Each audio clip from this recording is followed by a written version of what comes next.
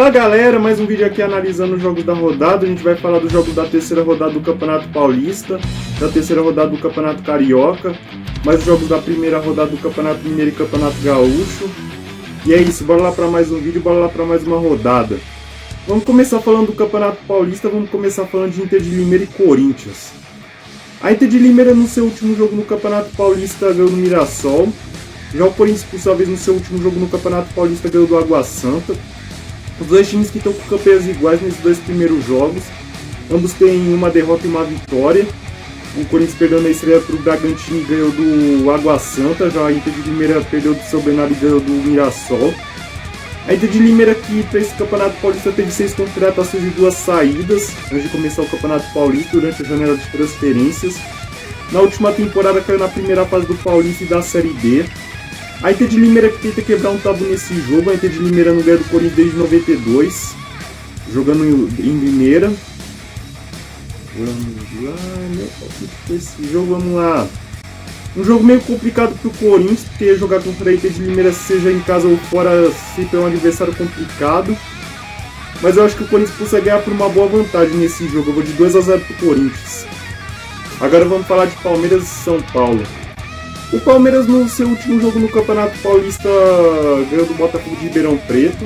Já o São Paulo, por sua vez, no seu último jogo no Campeonato Paulista ganhou da Ferroviária.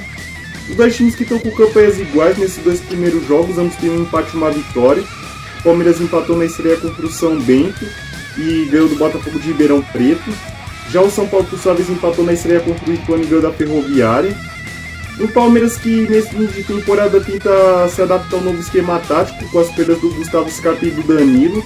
Já o São Paulo que tenta achar um entrosamento nesses primeiros jogos pelas contratações que foram feitas. Eu espero queimar a língua, mas nesse primeiro clássico do ano eu vou numa vitória do Palmeiras. Eu vou de 2-1 pro Palmeiras nesse jogo. Agora vamos falar de São Bernardo e Santos. O São Bernardo no seu último jogo no Campeonato Paulista empatou com o Bragantino. Já o Santos, por sua vez, no seu último jogo no Campeonato Paulista, perdeu do Guarani. Os dois times que estão com campanhas um pouco diferentes nesses dois primeiros jogos. O São Bernardo tem uma vitória e um empate.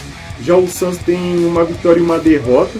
O São Bernardo ganhou da Inter de Limeira no jogo de estreia e empatou com o Bragantino no último jogo. Já o Santos ganhou do Mirassol e perdeu do Guarani. O São Bernardo, que para esse Campeonato Paulista chegou com 3 contratações e 2 saídas. O São Bernardo, que na temporada de 2022 chegou até as quartas de final do Campeonato Paulista, chegou até a semifinal da Série B, onde conseguiu acesso para a Série C. O São Bernardo que tenta quebrar um tabu nesse jogo. O São Bernardo nunca venceu o Santos nas 6 partidas que disputou. Esse jogo, vamos lá. Um Santos que tenta espantar os fantasmas da temporada passada, dos jogos fora de casa, contra um São Bernardo que, assim como em 2022, promete ser uma das surpresas do Campeonato Paulista de 2023 e que tem o seu primeiro grande desafio, uma temporada promissora. Eu vou numa vitória do Santos para esse jogo, eu vou de 2-1 pro Santos. Agora vamos falar do Campeonato Carioca, vamos começar falando de Flamengo e Nova Iguaçu. O Flamengo no seu último jogo no Campeonato Carioca empatou com o Madureira. Já o Nova Iguaçu, por sua vez, no seu último jogo no Campeonato Carioca, perdeu do Fluminense. Os dois times que vêm de campanhas um pouco distintas nesse início de Campeonato Carioca. O Flamengo teve 2 vitórias e um empate. Ganhou do Audax no jogo antecipado da 5ª rodada. Ganhou da Portuguesa Santista no jogo válido pela primeira rodada. Empatou com o Madureira no jogo da 2ª rodada. Já o Nova Iguaçu, por sua vez, empatou com o Volta Redonda no jogo de estreia e perdeu do Fluminense no último jogo. O Nova Iguaçu que tenta quebrar um tabu nesse jogo. O Nova Iguaçu não ganha do Flamengo desde 2006. Esse jogo, vamos lá. Pelo resultado que o Flamengo teve contra o Madureira no último jogo e pelo futebol que o Flamengo jogou, é um jogo que o Flamengo tem obrigação não só de ganhar, mas de ganhar jogando bem. E eu acredito que o Flamengo ganhará sem susto nesse jogo. Eu vou de 3-1 pro Flamengo. Agora vamos falar de Madureira e Fluminense. O Madureira, no seu último jogo no Campeonato Carioca, empatou com o Flamengo, como já mencionado. Já o Fluminense, por sua vez, no seu último jogo no Campeonato Carioca, ganhou do Nova Iguaçu, como já mencionado. Os dois times que vêm de campanhas um pouco distintas nesse início de Campeonato Carioca. O Madureira teve 2 empates em 2 jogos, empatou com o Vasco e empatou com o Flamengo. Já o Fluminense teve 2 vitórias em 2 jogos. Ganhou do Resende, ganhou do Nova Iguaçu. O Madureira que tenta quebrar um tabu nesse jogo. Madureira não ganha do Fluminense desde 2014. Vamos lá, meu palpite para esse jogo, vamos lá. Um Fluminense que tenta manter o 100% de aproveitamento contra um Madureira que, apesar de estar numa fase de reestruturação após o último Campeonato Carioca, não começou nada mal, arrancando empate contra dois dos 4 grandes. Eu vou numa vitória do Fluminense para esse jogo, eu vou de 2-0 Fluminense. Agora vamos falar da primeira rodada do Campeonato Mineiro, vamos começar falando de Atlético e Caldense. O Atlético no último Campeonato Mineiro foi campeão, já a Caldense por sua vez no seu último Campeonato Mineiro chegou até a semifinal.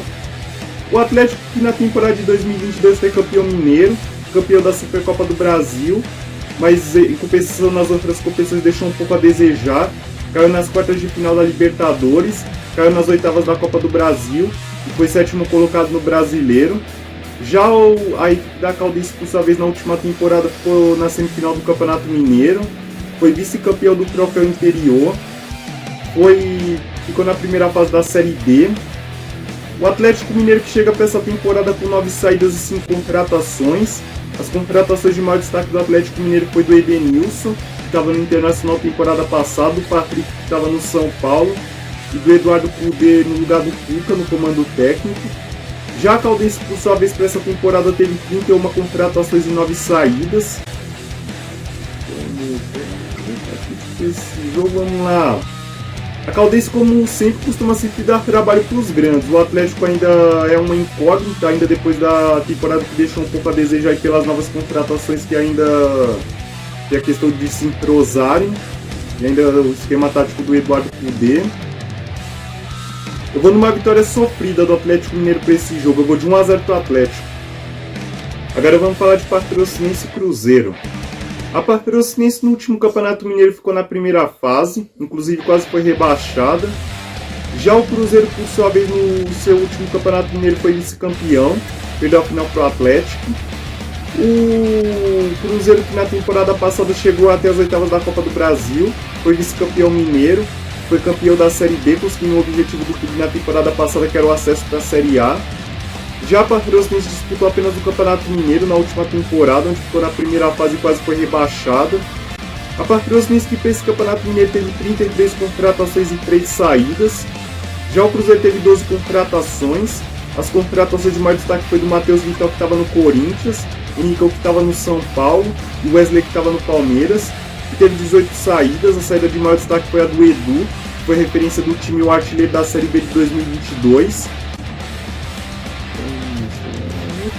Esse jogo, vamos lá. O Cruzeiro que tem metade da base do time que foi campeão da Série B do ano passado, que vem de caras novas, contra uma Patrocinense que reestruturou todo o time após ter quase caído no último Campeonato Mineiro. Como a Patrocinense ainda é meio que uma incógnita após essa reestruturação, eu vou numa vitória tranquila para o Cruzeiro para esse primeiro jogo. Eu vou de 3-1 para o Cruzeiro. Agora vamos falar da primeira rodada do Campeonato Gaúcho. Vamos começar falando de Caxias e Grêmio. O Caxias no último Campeonato Gaúcho ficou na primeira fase, já o Grêmio é o atual campeão. O Caxias que na última temporada de 2022 ficou na primeira fase do Campeonato Gaúcho e ficou nas quartas de final da Série D, inclusive quase conseguindo acesso para a Série C.